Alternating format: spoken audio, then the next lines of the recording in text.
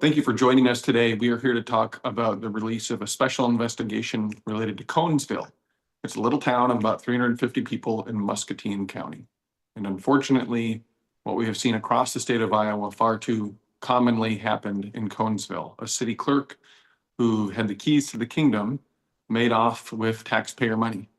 This time, we are talking about a city clerk who was employed from June of 2022 until this was uncovered in March of this year, March of 2024.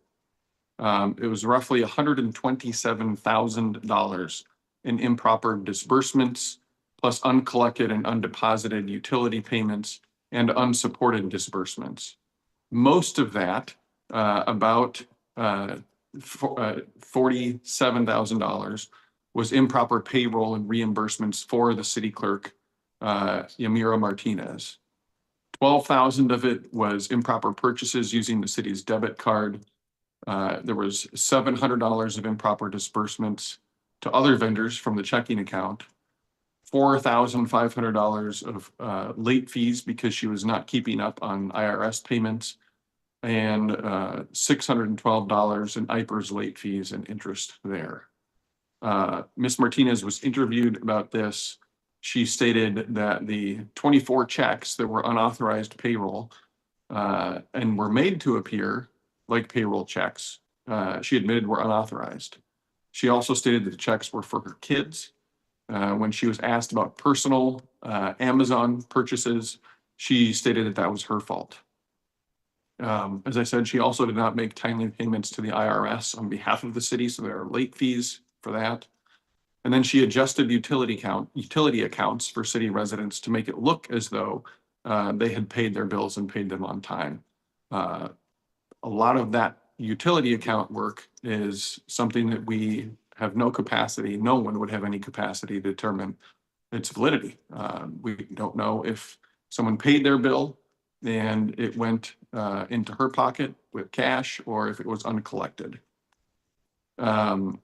The recommendations that come out of this, a constant reminder that we have got to have segregation of duties.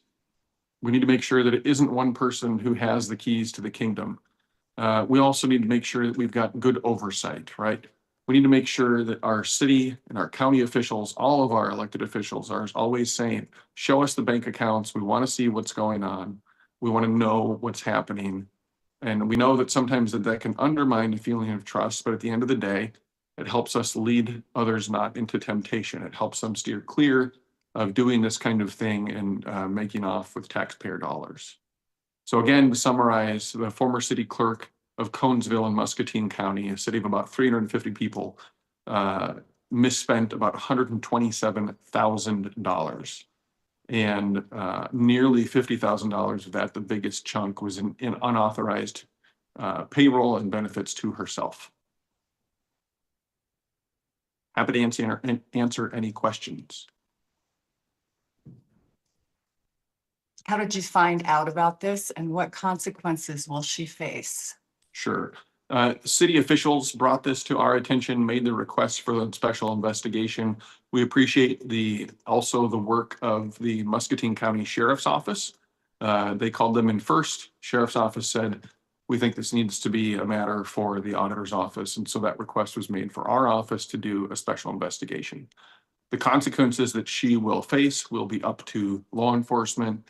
In our system of checks and balances, we do the investigative work and can provide testimony at any kind of legal proceedings that are instituted after an investigation like this, if charges are filed.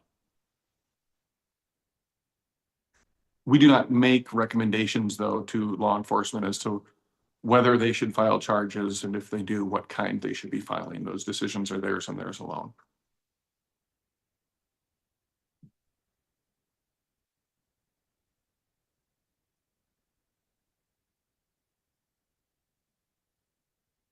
Are we seeing more of this in the state?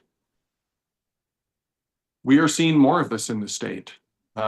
This was an issue that I would bring to the attention of judges at sentencing when I was the chief public corruption prosecutor for the state of Iowa, pointing out that more and more often we were seeing people in local offices where there simply aren't the same checks and balances, making off with taxpayer money.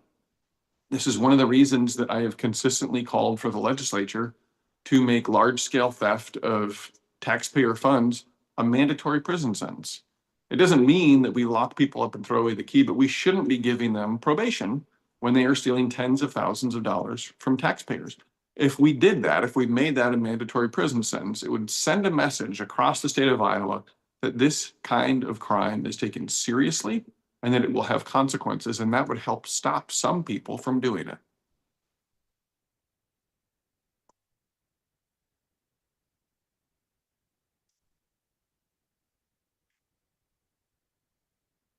One more question. Go ahead. I can't read that one. You mentioned she did own up to some of the offenses. Did she have any excuses or other explanations for why she did it? I'm sure there are, let me put it this way.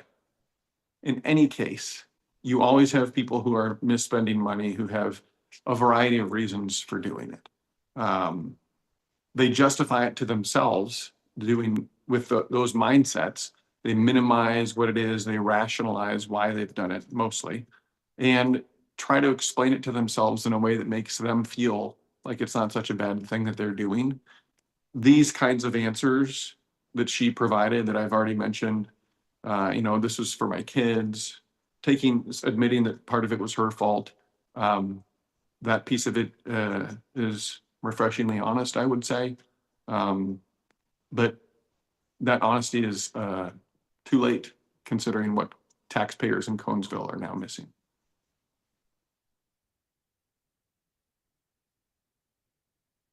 I believe that's it.